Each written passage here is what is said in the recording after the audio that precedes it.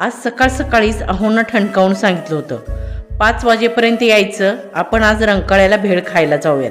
आवरायला घेणार तेवढ्यातच फोन आला, मित्राची आई एक्सपायर झाली आहे आणि आम्ही सगळे तिकडे जातोय. विषय क्लोज.